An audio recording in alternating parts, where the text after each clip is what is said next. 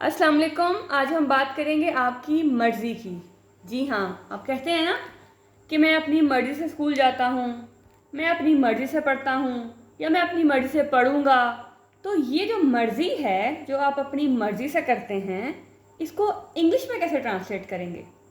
तो आज का टॉपिक है हमारा कि हमने अपनी मर्ज़ी से, अपनी खुशी से, खुद ब खुद जो काम हम करते हैं, उसको हम इंग्लिश में किस तरह से ट्रांसलेट करेंगे। तो इसके लिए हम ईडियम यूज़ करते हैं ऑफ वंस ऑन अकॉर्ड, यानी कि अपनी मर्ज़ी से, अपनी खुशी से या खुद ही, यानी कि वो काम जिसमें कोई आपको ना कहे, कोई फोर्स ना करे, किसी को कहना ना पड़े, आप अपनी खुशी से वो काम करते हैं, तो उसके लिए हम ईडियम यूज़ करते हैं ऑफ वंस ऑन अकॉर्ड।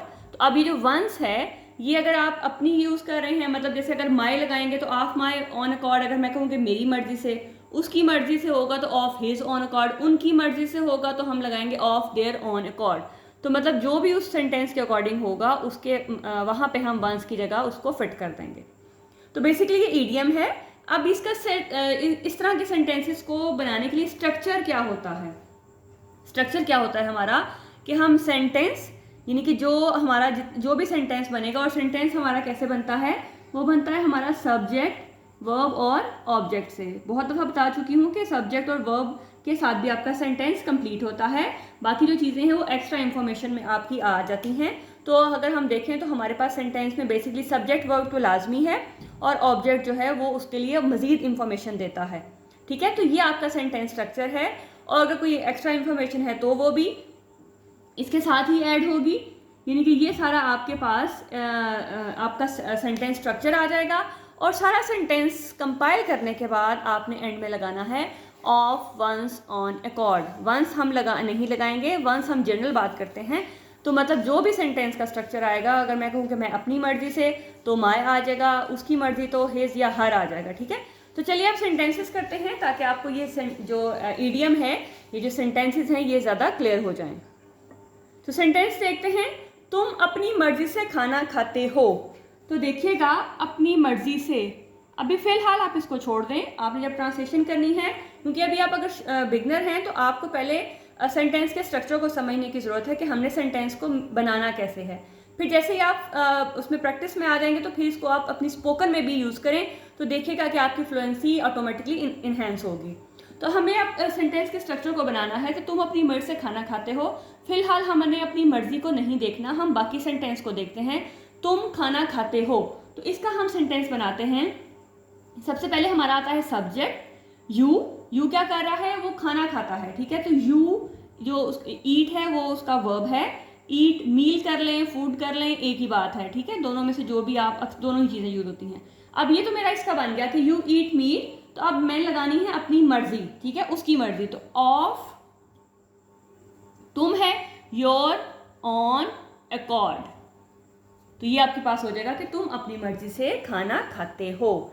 इसने अपनी मर्जी से मुलाजमत छोड़ दी। अभी आप इसको फिलहाल स्किप कर दें, इसने मुलाजमत छोड़ दी, तो लिखेंगे कि ही क्विट या लेफ्ट। छोड़ना दोनों, ये दो क्विट है, लेफ्ट है, दोनों ही छोड़ने के यूज होते हैं। तो ही क्विट द जॉब, उसने मुलाजमत छोड़ दी, of his own accord. Ali अपनी मर्जी से स्कूल जाता है।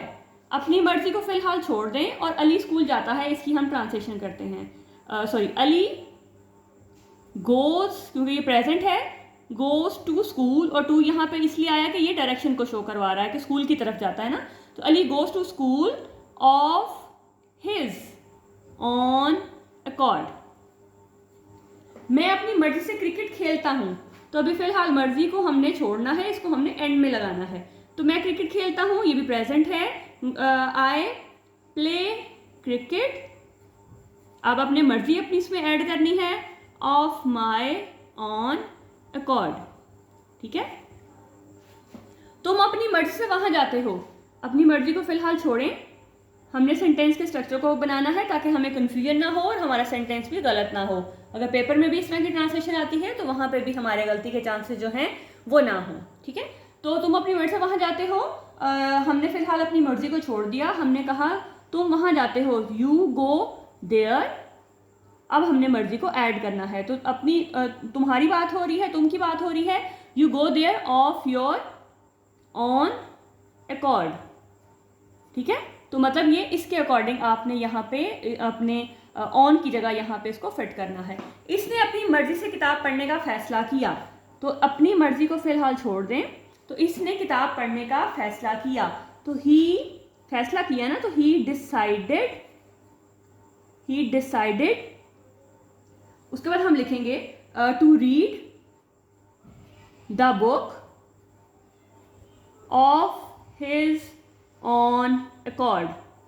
अब यहाँ पे टू रीड क्यों आया, ये भी आपको समझने की जरूरत है। हम पहले भी इसके बारे में बात कर चुके हैं कि देखिए पढ़ने का फैसला किया है, पढ़ नहीं रहा। यहाँ पे बाकी सब में देखें खेलता है, जाता है, छोड़ दिया, खाता है, ये सारे आपके एक्शन है। लेकिन यहाँ पे पढ़ने का फैसला किया, पढ़ नहीं रहा। तो जहाँ पे पढ़ाई नहीं होती है वो आपके पास नाउन होता है, वो वर्ब नहीं होता है। ठीक है, तो फिर हमने उसको शो करवाने के लिए टू रीड जो है हम लगाएंगे इसको। इसका ये मतलब है कि यहाँ पे एज अ नाउन ये चीज़ यूज़ हो रही है। ठीक है, बाकी इसकी डिटेल जो है मैं ऑलरेडी हम लोग बाकी वीडियोस में डिस्कस कर चुके हैं। इसने अपनी खुशी से मदद करने का फैसला किया। अब खुशी से भी वही बात है, चाहे अपनी मर्जी से हो, अपनी खुशी से हो, खुद ही हो, यानी कि इस तरह के जो वर्ड्स होंगे उन सब में आपने of your own accord, my on accord, जो भी उसके अकॉर्डिंग होगा, आपके सब्जेक्ट के अकॉर्डिंग उसको वहाँ पे लगा देना है। ठीक है, तो आपके पास है इसने अपनी खुशी से मदद करने का ऐलान किया, तो हमने अपनी खुशी छोड़ देनी है। अभी इसने मदद करने का ऐलान किया, तो अब उसने ऐलान किया, तो इसका मतलब है ही अनाउंस्ड। यहाँ पे उसके बाद लिखेंगे और मदद करने का फैसला किया है, मदद की नहीं है।